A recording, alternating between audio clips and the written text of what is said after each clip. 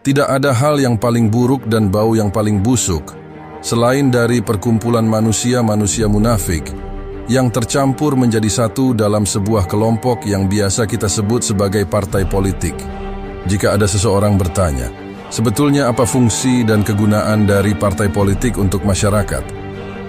Jawab saja tidak ada, karena partai politik ini sama sekali tidak memiliki kontribusi apapun untuk membangun negeri, apalagi untuk kepentingan rakyat.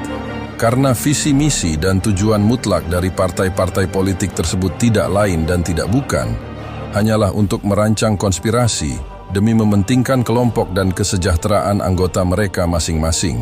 Partai-partai politik ini hanya tumbuh dan mekar, lalu menyebarkan wangi-wangian di tengah masyarakat hanya dalam musim 5 tahunan saja, yaitu saat musim pemilu, ketika musim pilkada dan musim sejenisnya. Tapi setelah beberapa musim itu berlalu, maka masyarakat harus waspada, karena partai-partai politik tersebut akan kembali layu terkulai dan mengeluarkan bau busuk beserta racun yang sangat berbahaya. Kemudian bangkai parpol-parpol itu akan berubah menjadi monster yang bersarang di bawah tanah dan hanya terbangun saat mereka merasa kelaparan saja. Kader partai-partai politik yang seharusnya mencerdaskan bangsa dan memberikan contoh sikap perilaku yang baik untuk rakyat dalam sistem tatanan berbangsa dan bernegara, malah mendidik masyarakat tentang cara bagaimana menjadi manusia munafik karena banyak kader dari partai politik yang beratraksi dalam manuver permainan licik dan mempertunjukkan aksi sirkus korupsi tingkat tinggi karena adanya legalitas yang melindungi mereka.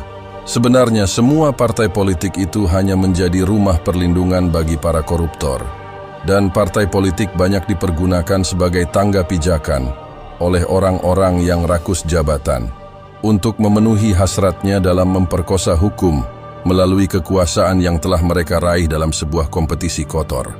Mereka sangatlah bebas dan sama sekali tidak pernah takut untuk melakukan hal-hal yang melanggar hukum, karena mereka merasa memiliki kekebalan hukum dari legalitas yang mereka dapatkan. Legalitas mereka dilegitimasi langsung oleh rakyat jelata yang sangat minim intelektual.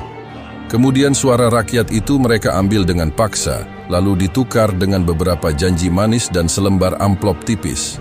Ini juga menjadi salah satu alasan kenapa orang miskin di negeri ini begitu dipelihara. Karena orang miskin dan bodoh itu sangat penting keberadaannya untuk orang-orang kaya, agar orang kaya yang memiliki kepentingan itu bisa dengan mudahnya memperdaya lalu menculik dan mempermainkan suara dari rakyat jelata yang telah mereka rampas. Jadi berhentilah menjadi pendukung fanatik partai-partai politik ataupun orang di dalamnya, karena mereka semua hanyalah beberapa kelompok manusia licik yang mahir menipu dan tersusun dari sederetan manusia-manusia munafik yang pandai membual dan cerdas dalam berbohong. Di sini saya tidak menjelekan atau mendukung partai politik manapun. Saya juga tidak bermaksud untuk menghasut kalian agar membenci partai apapun. Saya hanya menjelaskan tentang pandangan saya dari sisi paling gelap, gelapnya kegelapan partai-partai politik yang sebenarnya, dan pandangan dari sisi gelap ini saya rangkum dari berbagai sumber yang berasal dari fakta yang sudah terjadi dalam 5 dekade terakhir. Jadi jika ada partai politik yang tersinggung atau tidak setuju dengan penilaian saya ini, maka dapat dipastikan dialah dalang dan pelaku utamanya.